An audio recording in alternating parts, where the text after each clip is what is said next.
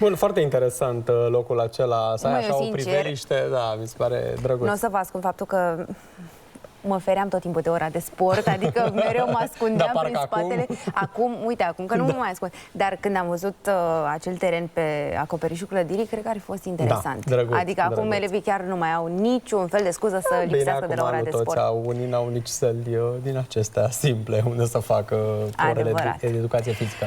Hai să mergem mai departe și vă propunem o discuție interesantă cu invitata noastră din această dimineață. Sigur o cunoașteți, dar până vă spunem despre cine este vorba, păstrăm așa puțin suspansul și vă dăm câteva indicii. Da, s-a născut în România, a plecat peste hotare, în Japonia mai exact, s-a și căsătorit, nu cu oricine, cu un prinț japonez, apoi s-a stabilit în Statele Unite și după o vreme a ales să revină în țară. Zicem noi că v-ați dat un pic seama despre cine este vorba. Scriitoarea Ioana Lee este alături de noi în platoul celor 3 ceasuri bune. Bună dimineața, Ioana! Mulțumim că te-ai trezit, mulțumim că ești alături de noi. Nu, eu nu m-am trezit. Nu. Eu nu m-am culcat de lei. Deci, ca să fiu sigur. Mulțumim că ai stat trează până acum. Da. Deci, practic, dimineața pentru tine este, de fapt, seara, pentru că după te duci să te odihnești. Păi, în general, scriu până pe la 3 dimineața. Așa. Și atunci, de ce să mă mai culc când mă așteaptă oameni așa frumoși și tineri la o emisiune dinamică? Nu? Arăți superb, Ioana, în această dimineață. Da, mulțumesc, că mi-a luat ceva timp. Maria cred că te înțelege foarte bine. Nu, deci nu pare, Ioana. Eu cred că secretul, așa cum ne-ai spus și data trecută, este acea moringa, zic bine? Moringa oleifera, da, nu este singurul secret, dar este un printre. Da, este un produs. Ce mai scrii, Ioana? Am scris în ultimul timp... Avem niște cărți aici. Da, eu aduc așa în funcție de ce bănuiesc că v-ar interesa. Am scris în ultimul timp mai multe despre sănătate. Eu, bineînțeles, nefiind medic, da. Sunt lucruri pe care le-am încercat, lucruri care mi-au fost spuse de profesioniști, pe care am auzit alți prieteni că le-au făcut, au dat rezultate bune. Bineînțeles, a trebuit să caut foarte mult ca să le pot scrie. Despre cum să te simți bine și atunci să și arăți mai bine. Când te simți bine, arăți mai bine. Pe urmă, uite, mie mi-a atras atenția asta ultima, secrete japoneze pentru o viață mai bună. Da, asta e un secret în sine, această carte.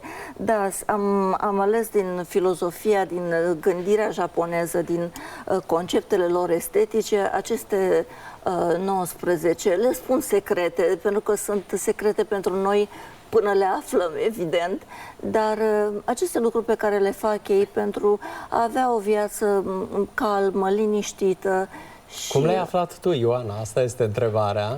Cât ai stat acolo? Am stat doar 3 ani în Japonia, dar am studiat limba, literatură, civilizație japoneză aici în România și bineînțeles că turul de forță al studiilor a avut loc chiar în Japonia și în familie fiind, a trebuit să studiez ca să mă pot ridica la un anumit nivel.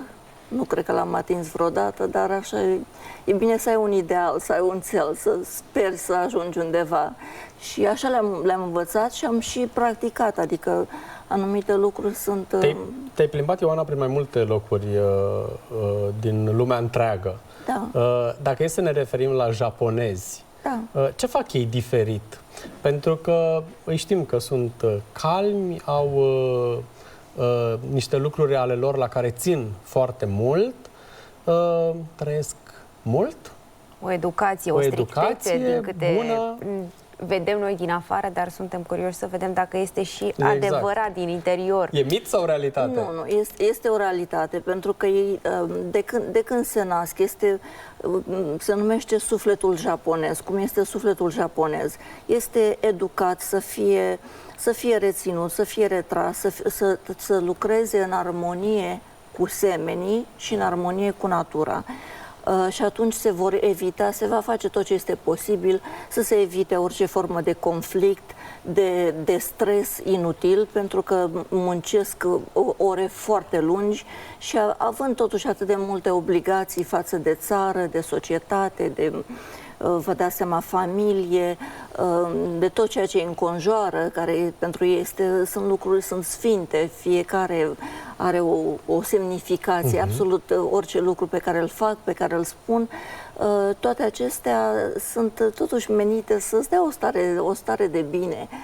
Noi trebuie să învățăm aceste lucruri ca fiind, cum am spus, stare de bine, cum ne deschidem chakrele, cum ne ridicăm vibrațiile, cum, deși avem o Biblie care ne învață cum să trăim curat și frumos și în armonie cu semenii, cum să iubim și pe ei și pe cel care ne-a creat, dar uitați că parcă suntem mereu atrași de ceea ce este mult mai greu de înțeles decât de ceea ce ne este la îndemână.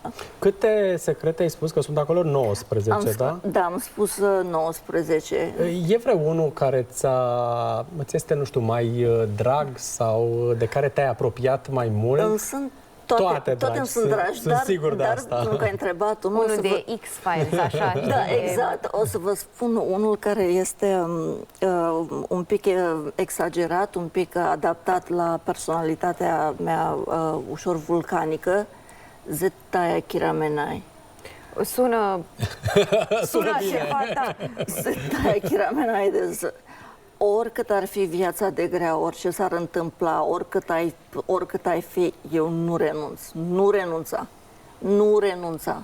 Orice s-ar întâmpla, nu se poate. Lucrurile se vor întoarce, se vor schimba și o să fie bine. Dar ideea asta de a nu să rămâi întotdeauna o fire luptătoare, o fire care în adâncul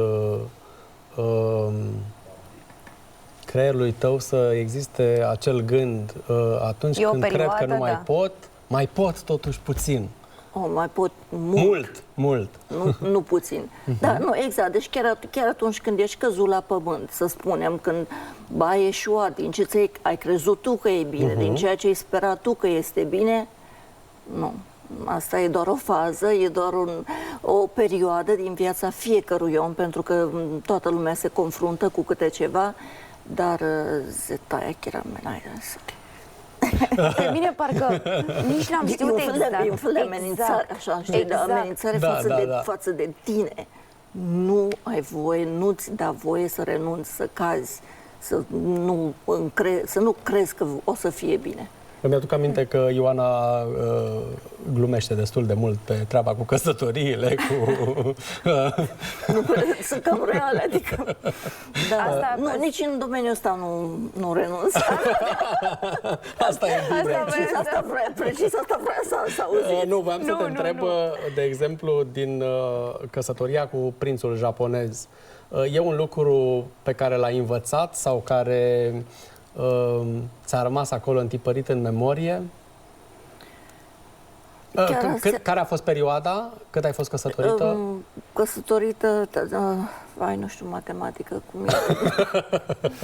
Cu cifrele și anii ăștia mă deranjează din 1998 până în 2001. Deci vreo 3 ani. Da. Vreo 3 ani. 3 ani în care am stat în Japonia. Împreună mai mult timp, dar pentru că m-a întrebat, chiar aseară vorbeam cu el, pentru că am rămas prieteni și din când în când suntem curioși ce este fiecare cu familia celuilalt, iar când mi se pare că am momente în care aș vrea să akiramermas, adică să renunț. Okay. Da, vorbesc cu Ken, noi ne vorbim cu dumneavoastră, dar mi-a reamintit aseară un lucru. Fii strict cu tine și blând cu ceilalți. Pentru că, repet, fac o analogie. În România, cum se spune, să te iubești pe tine, să te iubești, tu ești, centrul universului, iarăși uităm de Dumnezeu, uităm de semenii noștri, te iubești pe tine atât de mult încât nu mai ai loc pentru alții în viața ta. Nu, japonezii gândesc altfel, să fii strict cu tine, să te controlezi, să trăiești o viață ordonată, organizată, pe cât posibil, pentru că toți facem greșeli dacă nu suntem japonezi, dar să fii blând și răbdător cu ceilalți. Deci e interesant, Bun, interesant, da. atâtea povețe într-un singur om și cât de norocoasă ai fost că ai avut ocazia să vezi și Statele Unite, unde, Hollywoodul este la putere, dar și în partea cealaltă Japonia, care până la urmă este exact, un loc absolut fantastic. Și România, de unde sunt, adică... Să fim stricți atunci cu noi și blânzi cu Ioana Ali, să o lăsăm să se odihnească. Mulțumim mult, Ioana, pentru prezența la 3 ceasuri bune. Sport la scris să îți iasă cât mai multe cuvinte pe care să le pui pe hârtie. Mulțumesc pentru cititorii tăi. Mulțumim din suflet că ai venit la 3 ceasuri bune. Mult succes! Domnilor, a venit timpul să luăm o scurtă pauză. Și să lăsăm așa povețele și să răsfoim secretele Ioanei Li să se așeze, iar noi revenim la 8 fix cu știri noi.